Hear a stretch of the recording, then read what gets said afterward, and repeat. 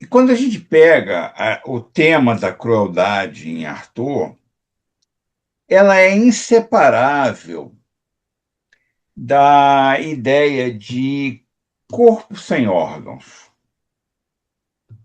Tá?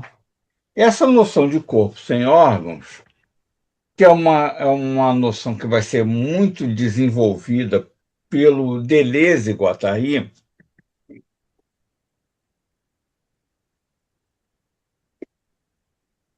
ele tem como, vamos dizer assim, origem numa crítica indireta à tradição filosófica do Ocidente. Tá? Por que eu estou dizendo uma crítica indireta à tradição filosófica do Ocidente? Porque o Arthur não é propriamente um filósofo, né, no sentido clássico. Né?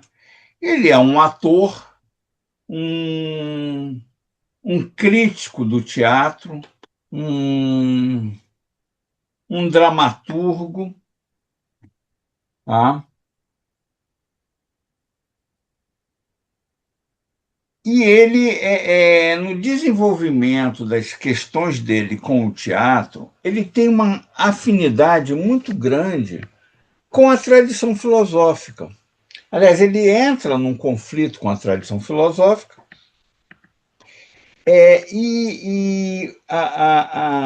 vamos dizer assim, a linguagem que o Arthur emprega é uma linguagem que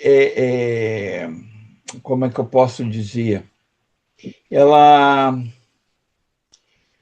não é uma linguagem ortodoxa no meio filosófico, porque ele não traz nenhuma referência, em geral, ele não traz nenhuma referência filosófica direta. Tá? Há passagens dos escritos dele. Quando a gente pega os textos do Arthur, nós vemos que ele tem algumas referências no campo da filosofia, como é o caso do Nietzsche, como é o caso do Bergson, que são autores que ele cita. Fora disso, o que nós sabemos, vamos dizer assim, o que nós sabemos com relação à formação filosófica dele é que ele tem uma formação a partir de um teólogo francês, um neotomista, chamado Jacques Maritain. O Jacques Maritain foi o professor dele. Tá? Então, ele tem uma formação filosófica, nós vemos nítido no pensamento dele, que tem muitos elementos, principalmente num confronto que ele faz com Aristóteles, ainda que ele não cite Aristóteles, mas está muito impregnado de aristotelismo ali, e esse aristotelismo vem por parte, vamos dizer assim, da formação dele através do Jacques Maritain. Por outro lado, há também indícios, há marcações nos textos do Arthur que ele tem uma forte formação cabalista. Tá? Ele tem uma formação de cabala muito forte. A própria noção de crueldade, né, vem da própria cabala. Então, ele tem uma formação cabalista. Não estou dizendo que ele seja cabalista, tá? Isso aí até me deu um certo problema na época da defesa da minha monografia, que um dos membros da banca quase me reprovou, porque não admite pensar a cabala, botar a cabala no campo do pensamento. Né? Mas o que é um contrassenso, já que a Cabala ela tem uma origem na, no neoplatonismo. Tá? Nós vamos ver que o neoplatonismo ele tem uma linha de pensamento na filosofia que começa com Plotino, é claro, né, lógico, e vai desembocar num pensamento de um cara chamado Gilles Deleuze. Tá? É claro que passando por Santo Agostinho, por Duns Scott, por Spinoza, né, por Nietzsche, e é claro que passa também pelo Arthur. Só que o Arthur vem pelo viés da Cabala, porque ele tem, mesmo porque ele tem, vamos dizer assim, ele é natural de Marsella. E Marsella é um centro cabalista muito importante, muito forte. Né? Então ele tem essas influências. Né? Ele tem várias influências e ele joga com essas influências todinhas e produz um pensamento, volto a dizer que não é um pensamento ortodoxo pela tradição da filosofia, né? Essa posição aristotélica, lógica, racional, né? Mas o Arthur ele tem uma força muito grande, ele vai ter influência em pensadores, já falei do Deleuze, o Guattari, tem uma certa influência no Foucault, tem também uma influência em Derrida, ou seja, todos esses pensadores pós-Segunda Guerra Mundial, eles têm todo vamos dizer assim, uma influência, uns mais, outros menos, né, uma influência do Arthur. Sem falar que o Arthur também tem uma força muito grande no campo do teatro, porque, inclusive, ele vai entrar no campo da linguagem. Tá?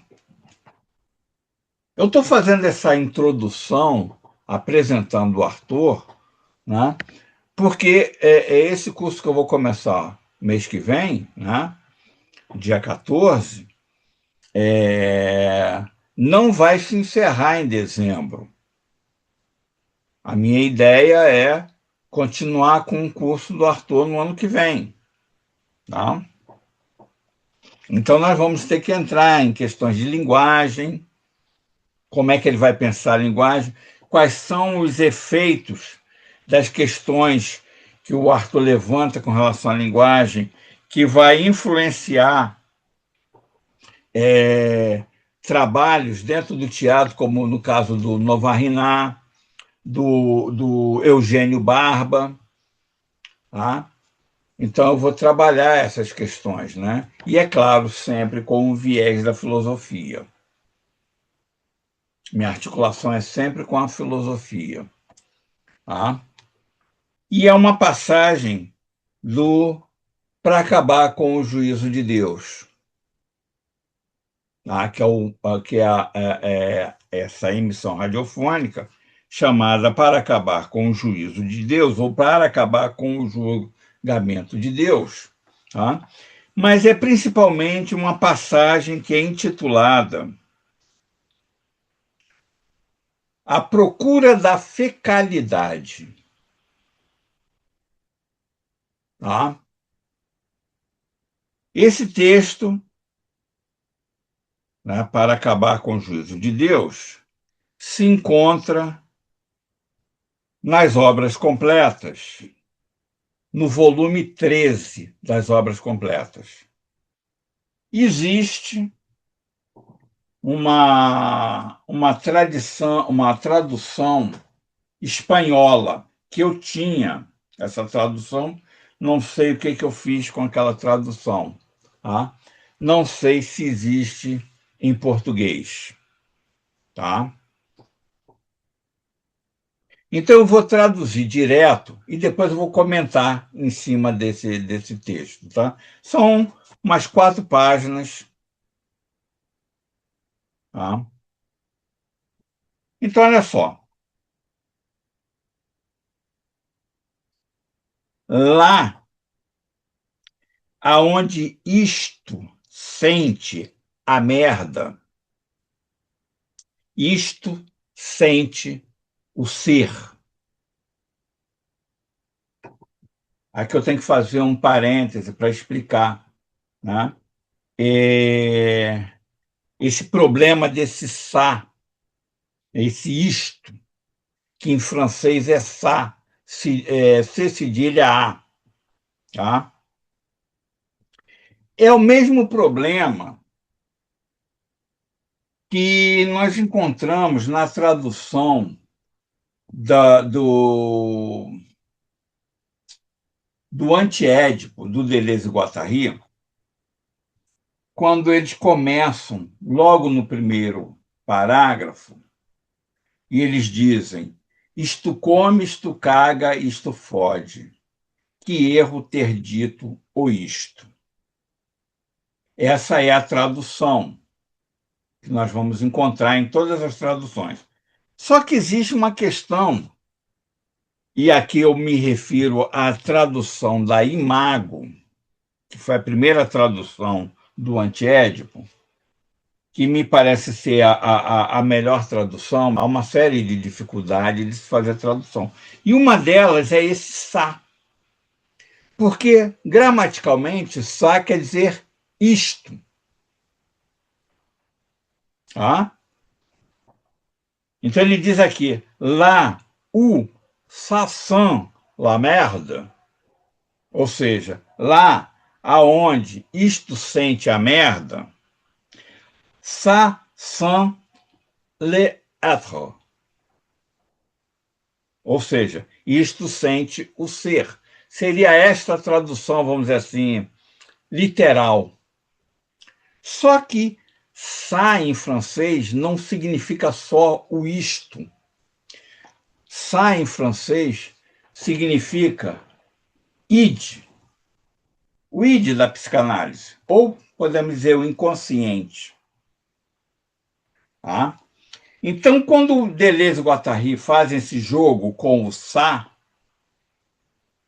tá? Eles estão fazendo um jogo entre o isto e o id.